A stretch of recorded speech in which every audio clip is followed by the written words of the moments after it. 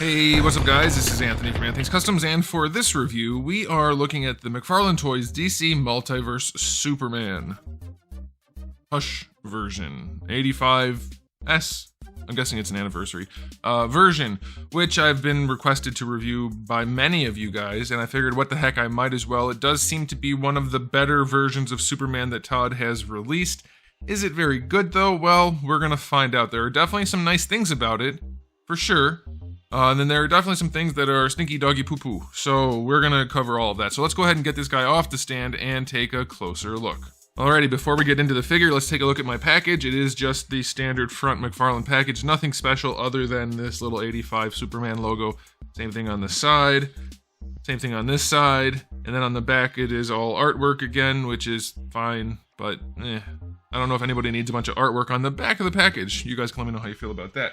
Okay, so let's talk about the figure. This guy stands a not very surprising 7¼ inches. That's gonna make him roughly, let's just say 18.5 centimeters, give or take. Sorry, we gotta get Darwin fixed up here. He was just helping with some reviews previously.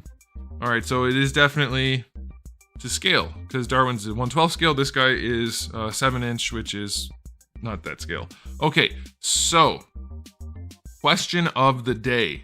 Because this guy uses that body that is extra bulky at the top and not so bulky at the bottom, which was good for the figure it came out on, but not so great for all the subsequent figures that it was used on, how do you guys feel about a more stylized look? For me personally, I think I would prefer this to one where he is not that muscular.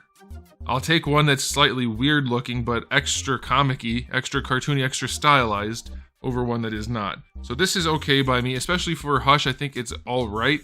It's not the right body technically, but I would think if I had to pick this or something that was less good but more accurate, I think I'd pick the one that's less accurate but more good. You know what I mean? Let me know what you guys think about that. But there's still plenty wrong with this sculpt, even though it is one of their better sculpts. So let's go ahead and dive into it. First thing I noticed on this guy was the skin tone. It's really, really pale. It doesn't look right to me at all. And then they did these hot spots of shading on the face, which would be fine if the skin tone underneath was normal, because you do want to use like these brighter colors there for the nose, the forehead, the cheeks. Anywhere there's extra blood vessels, you can do that and it looks nice, brings the figure to life. But this guy's got full-on Michael Jackson face going on, so it's weird. Was Michael Jackson really pale at one? Yeah, he was, right? I don't remember. Anyway, it's ridiculously pale. He looks like a zombie with blush on, so it's very strange. I don't mind the sculpt so much. It's a little bit extra stylized, which I'll take. That's fine. I don't normally see Superman as such a wide head, but that's okay still. The eyes are painted well, the mouth is okay, the hair is well sculpted, so it's good. But that skin tone is like, if you saw that, you would think he's a zombie. What's going on with that finger? Look at this hand. You would think he's a zombie, so the skin tone's really weird. But the red and blue, I think, are wonderful. If I had to pick Superman colors, it would be these. The slightly brighter blue, nice bright red and yellow. I like this color scheme. So second question of the day, which color scheme do you like for Superman? Dark blue, dark red, black, red, whatever. I like the blue and red that we see here with the yellow on the S. I think this is exactly what I would like the most. So I like that. And then again, this is that body that has the extra beefy torso, strangely proportioned legs, so it's a little bit strange, but I think once you pose it, it's going to be good, so that's all fine. We do have the unnecessary panel lining that doesn't really suit this version, but that's not exactly the most noticeable thing, so I guess I can let that slide. I do like the overall V shape, so that's okay. Musculature in the arms is incredibly soft. You can see around the tricep area, there's like basically no detail sculpting at all, and you can see into the joint too easily, so that's pretty ugly. But it does have a generally nice look to it. Now we get to the cape, which is one of the worst capes I think I've ever seen. It does hug the body very snugly back here. It's connected up here, so it's not going to go anywhere. That's good. But the way it hugs the body and has this blowing out on the one side, it gets in the way of this arm posing a little bit. But it's also just a really horrible sculpt. It's very angular and jagged looking, which is weird. And then this overlaid woven thing, like that looks like a weave. It doesn't look like folds. And also the cape is blowing this way. So what is this? Why do we have all of these over here going across? That's weird. That looks like some kind of Egyptian weave rather than folds or wrinkles in a cape that's blowing in the wind. This is one of the worst cape sculpts ever by far, and all the hard lines. Why are there, it's like, I don't know what that would be even, like cell shading sculpting? It's weird. Polygonal sculpting. This is a Nintendo 64 Superman cape. It's very, very strange and a really ugly cape. From the back, from the front, it's passable, so I guess that's okay. I don't like that it's not symmetrical up here either. We have a lot more material on this side than this side, and yet the cape is blowing that way. Makes no sense. Poor sculpting decisions by somebody who didn't care or just doesn't know any better, so that's unfortunate. So this figure, aesthetically, is a mixed bag. There's some stuff to like for sure. I love the broad chest. I really don't mind it. I just wish the legs matched the upper body, and then we'd be golden. So definitely some good and some bad. I'll go 6 out of 10 because that skin tone is just really too bad, but it's a decent sculpt otherwise. Now, as far as accessories go, he does have the 2 fist hands on him in the package, and then you get some alternate open hands, which are okay. They're fine. And then that's it, other than the display stand, which is one of the absolute worst display stands ever, and I'll show you guys why. This claw up here, which is not spring-loaded, it's just really annoying to use. It doesn't hold any part of his body effectively. You cannot use it on his waist. You cannot use it on his leg. And even if you did, it has this big spine back here that gets in the way of the cape. So this is horrible, and it's also really flimsy. So it's a really terrible display stand for this figure in particular, but for most figures in general. It's really, really cheap, and it doesn't work well. So you have that.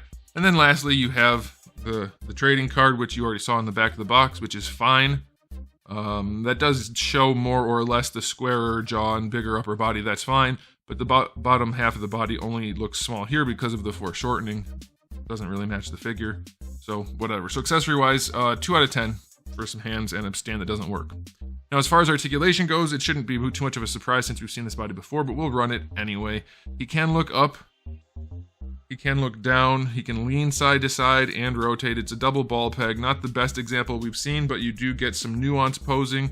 If you want that, you have it. So that's cool. Shoulders do have that big ball peg that lets them move around. Raise them up better than horizontal. Full rotation, of course. Bicep swivel is okay, even though you can see inside the joint and that's cheap and ugly looking. Double jointed elbow does give you plenty of range. It's a little stiff there, but it does work. Again, not the best looking joint, but lots of range. And then the wrists being on ball hinges, that's a good thing. And it's good that they're actually the skin tone, so that's actually not so bad. For the upper torso, he can lean back quite far on that diaphragm joint. Can't lean forward at all, that's garbage. Leaning side to side, you do get some, not a whole lot. And you do get your rotation. And then at this ball peg, he leans back a little bit, leans forward a little bit more, side to side a little bit, and more rotation. It's acceptable. It's not a great torso, but it's not terrible. Now the trunks, they didn't cut away anything for the legs, so we're going to definitely run into some issues, but going out to the side, we can get almost all the way out there, and that's okay. Standard hip joints in there. Now going forward, it's okay. It starts to really stretch the diaper and make the leg do funny things, and it's less range than it needs to be. Or I mean, it's more limited than it needs to be. It's too little range. If you cut just a little bit of diaper away, he'd be able to bring his leg up much farther forward. So even just trying to do like a floaty pose, you know, it's a little bit irritating because of how much the diaper is fighting you on just such a basic pose. So that's really annoying. Double jointed knees have perfectly good range. Proportioning is definitely weird. Thighs are too short and not muscular enough. Knees are the wrong color. That's not good. Definitely the wrong blue. That's not good. Ankles are still janky. 1, 2, 3 1/4 positions. Not enough positions. It's very annoying to use these ratcheted joints to get a nice positioning for the foot. It could be worse, but it definitely could be better. You do get a nice ankle rocker out of it. And the toe hinge is loose as heck and ugly and too far back. So that's a bummer. So articulation on this guy, very just passable. Like, it's not going to irritate you too much, but you're not going to be able to do anything especially fun with it. And it's not the most fun thing to handle. So I'll say the articulation gets a 6 out of 10. Too many problems.